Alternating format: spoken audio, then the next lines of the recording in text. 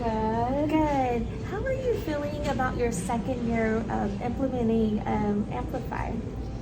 I think I feel good. I feel better than I have. I think I'm still learning, but I'm getting the hang of it.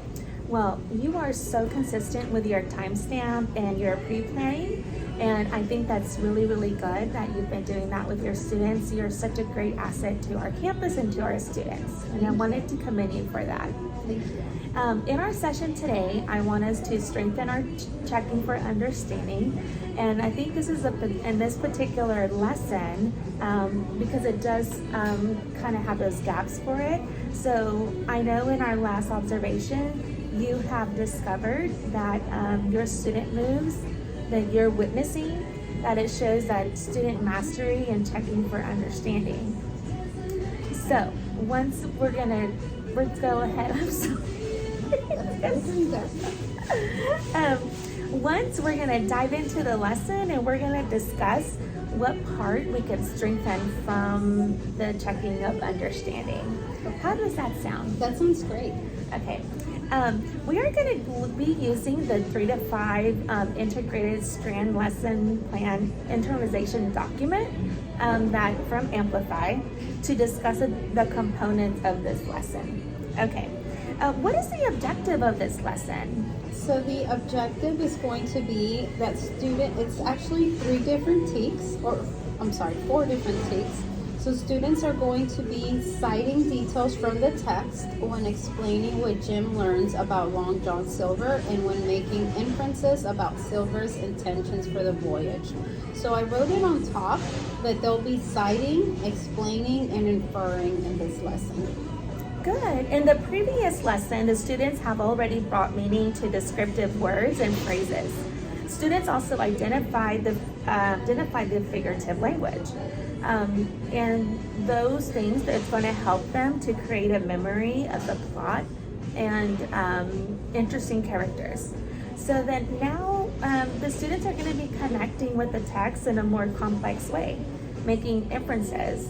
And they're going to be, I like how you have already noted that they're going to be using the evidence from the text. I love how you've already internalized your lesson. That's awesome. In the activity, page 6.2, the students will be answering comprehension questions using the text evidence. These questions come from the text of chapter 4, as I see that you've already noted that. Good job. So when you are doing chapter 4, what is a good instructional move that you're going to be making to check that the students are comprehending the text of chapter 4 before they get to the activity page? So what I am going to be doing, I'm going to be questioning students throughout our reading. I already have different questions that I'm going to ask, and that way I can make sure that they are comprehending what we're reading, and then they're going to be able to explain and infer. Awesome. In the lesson at a glance and Amplify, they suggest, like you said, chapter 4 to be in small groups. How would you monitor their comprehension in small groups? I know that's such a big task when we have more than 3 to 4 students in our classrooms. Yes. So what I wanted to do, I changed it up a little bit. So they are going to be getting into their small groups, but it will not be for the duration of the lesson. So what I changed, and you tell me if this sounds good, but what I did was we're going to be doing close reading as a class, and then we are going to just read questions 1 through 3. And so that's going to be about half of the chapter together. And then after, they're going to get into their small groups and they're going to do the questions. Then we'll come back and finish the story.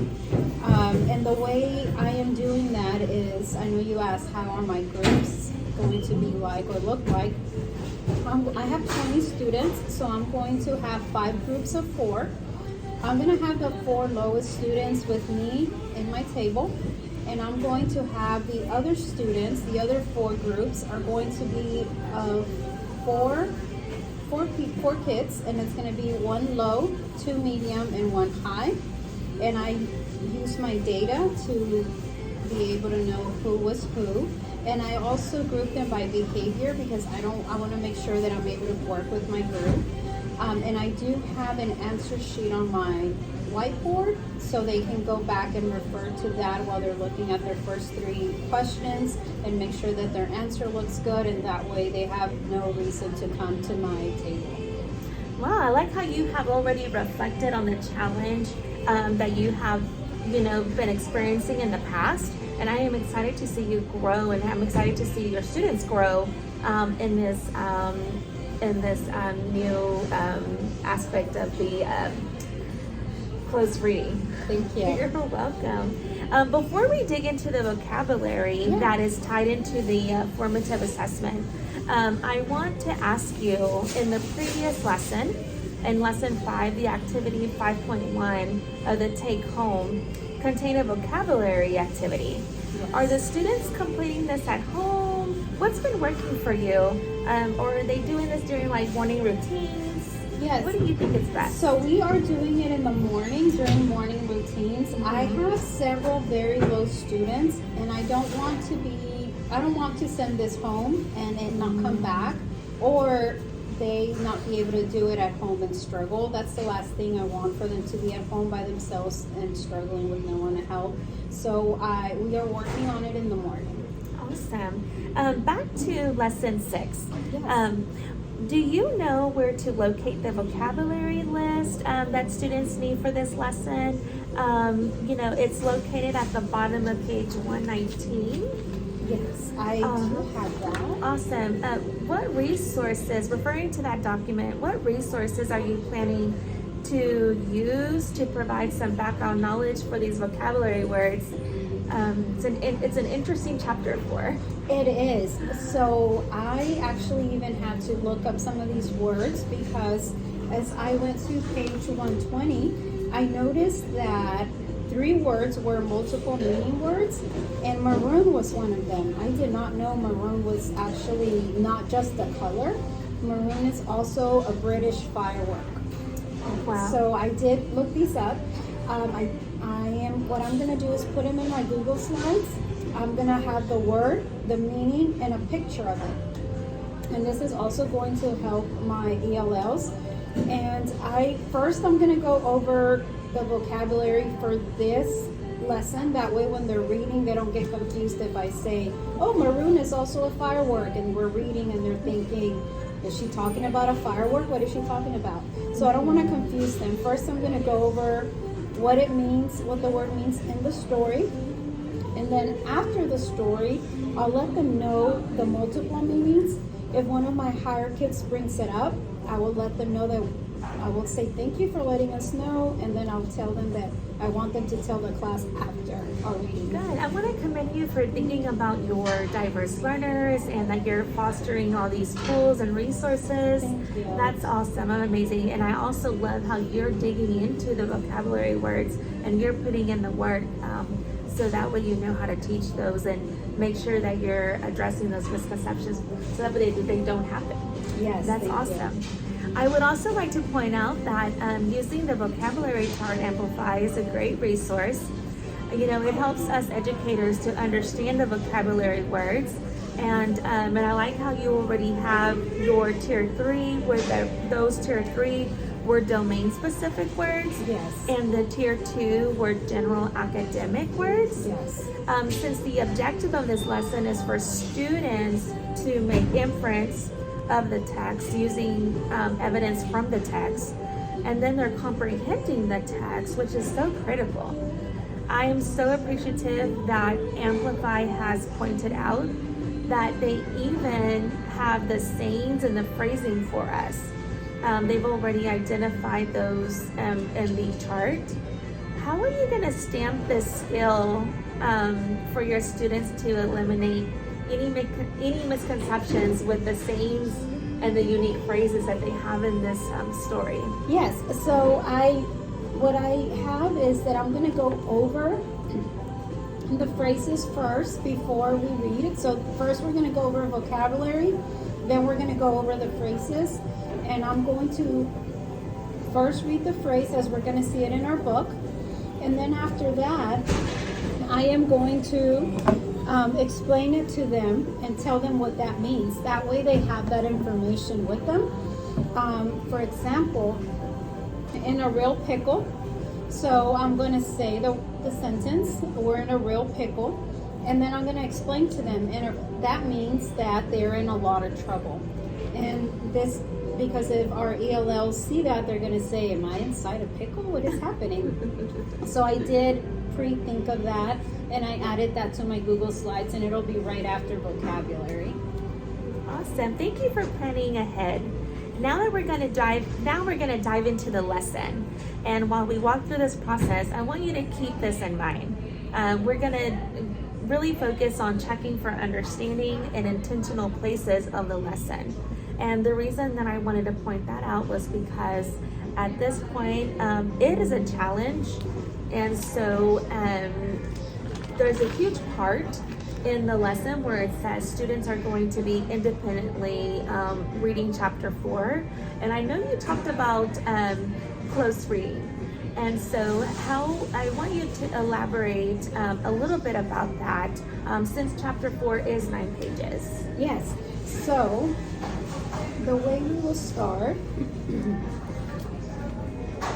so chapter 4 starts in page 34 of the readers, and on our teacher guide it's 121. So we are going to be in whole group, and Amplify says small group, so I crossed that out. We're going to be in a whole group, and teacher will start with reading the title of the story, and I'm going to read the first paragraph. Then I'm going to have students join with me as we start on the second paragraph. Then I have the boys reading the third, girls the fourth, and then the teacher reads the fifth. And then when we're done reading, we have a question, and it says here to do it silently, but we're going to go ahead and do it whole group. Wow, I like how you've already started to plan out your questions and the format. That's awesome. And so also with close reading, so this is a fictional text, and I also like how you have your questions written out, like who are the characters and what do you want them, what do they want to know, and what is getting in the way of what they want in the story, how is it going to be resolved, and what is the big idea of the text. And so that's awesome how you've chunked it, and you're constantly having the students going back into the text. They're actively interacting with the text. I do have one question. Yes. Is that how are you going to be have about where the students are going to have access to the vocabulary visuals?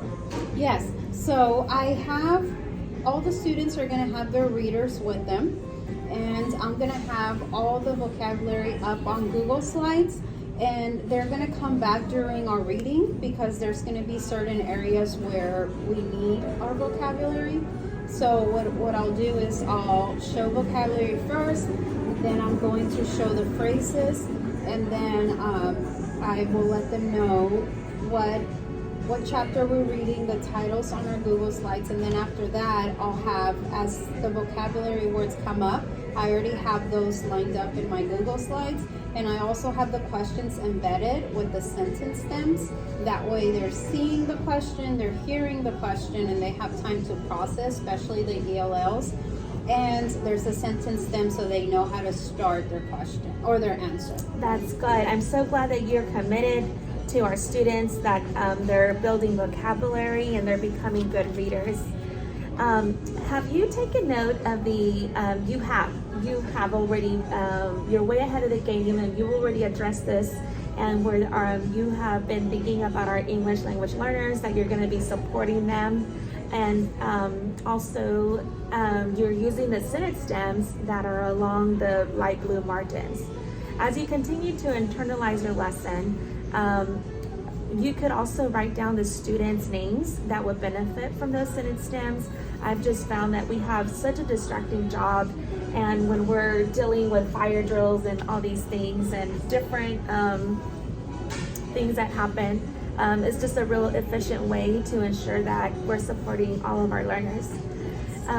Also, I like how you have already addressed and you have written out your sentence frames that Amplify has supplied for us. And so, are you needing, I know you mentioned the readers, are you okay with materials? Do you need anything from us? Do you need any more readers? Actually, my timer broke, so if I could get a new timer, okay. that would be great. Okay. And most of our markers have dried out, so if I could get some, I have enough that I can pull now, and I borrowed some for this lesson, but I would need some for the future. Okay, absolutely. We'll get this over, and so that way we can get you a new timer, and then we get you some more expos. Thank you. Before ending our session together, I would like to ask you, did you see that in the teacher guide at the bottom on page 118, it says that fluency is an optional for this lesson? I know that we're very crunch on our 90-minute block, and I don't know if you have found, or maybe you have already found a creative approach on how to build fluency, because it often gets left out. And as we know by the latest research, about 8,000 high schoolers have dropped out, sadly due to not enough fluency practice at school. And so, do you have any creative ways on how we could share with other teachers? Yeah, so for fluency practice, what we are doing is in the morning while we're having breakfast, students are able to, once they're done, they can read out loud. And I have an individual phone for each student. And this, I know it's usually used for students who are struggling, but I've noticed that it helps keep the noise down because they can hear themselves. So they're able to whisper read to themselves and they can hear what they sound like. So what I've done is once they're done having breakfast, they can pull their phone out of their desk because I have one-to-one. And thank you for buying those for me. That was so nice of you. You're welcome. So they're able to whisper and they read, and I've noticed that as I walk around, I really hear them being intentional with each word, and I hear them correcting themselves, and I hear my ELLs sounding out the words, and then sometimes I'll hear them go back and reread the sentence, and they already have the word with them, they already know what it means, and they just keep reading. I found this to be useful, and like I said, I know that the phones are usually used if they're struggling, but even for my students that aren't struggling, I've noticed it's kept the noise down. You have 20 kids reading, and it's not so noisy. Everyone's able to focus and continue to read. And then I wanted to ask you, so my close reading, I do have like the teacher read, and I have it set up to how we're reading, and I noticed that Amplify does not have a question here, but I wanted to add a question since the picture was really nice.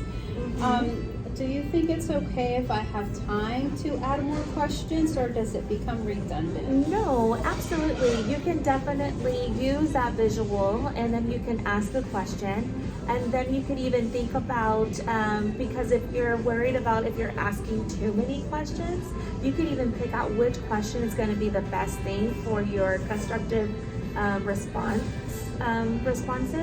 And so students can start practicing on how to write with the constructive responses.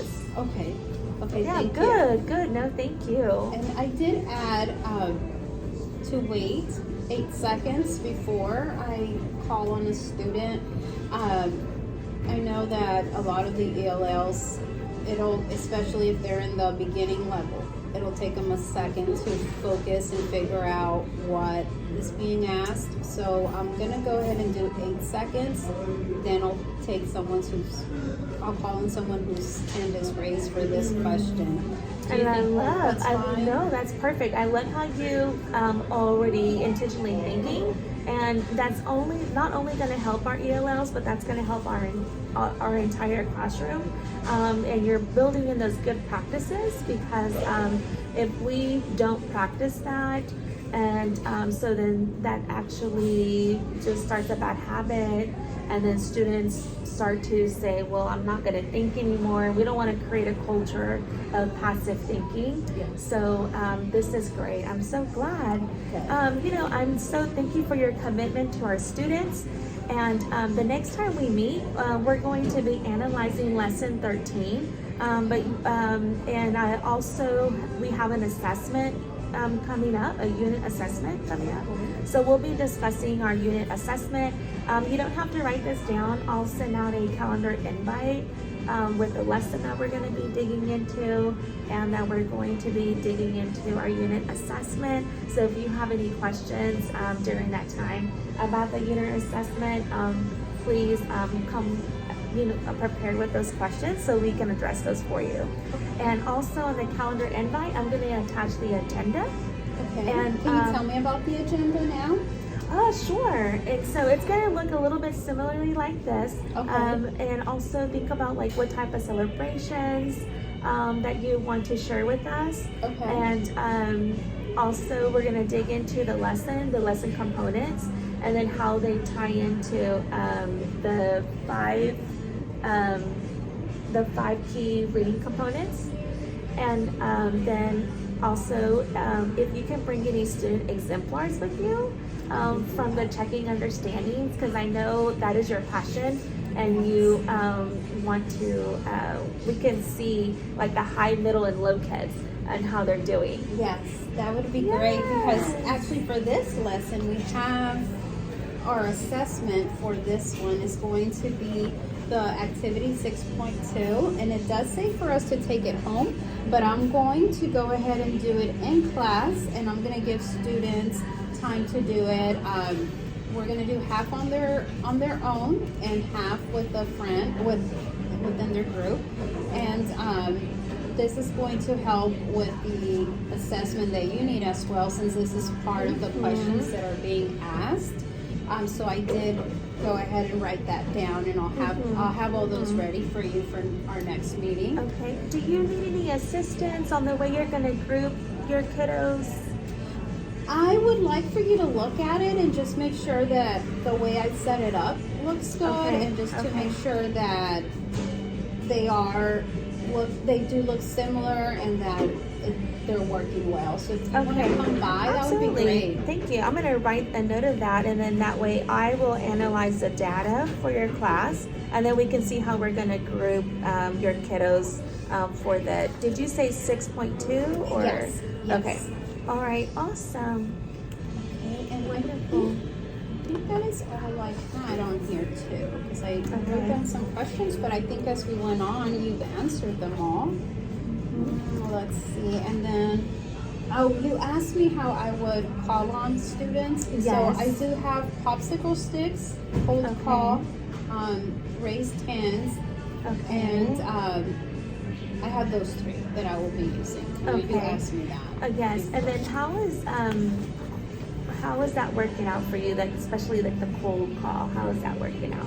So the cold call, when I first started, I noticed some students were taken back, but now I see that they're all focused and ready and waiting in case I do it. So I feel like at this point it's working well in my class, and I feel like it's helped my students make sure that they're focused, they're on task, because they never know if I'll do a cold call. And I try not to do a lot, maybe once per lesson, but I do like to do it just to make sure that they're staying focused and they're staying on task. Okay, and I think what's helping a lot is that you've created a culture in your classroom that just feels safe, and and I love to pop in and visit, and then so the kids, whenever I'm in there, the kids you are willing to share, and I love that you created a culture of that. Thank you. You're welcome.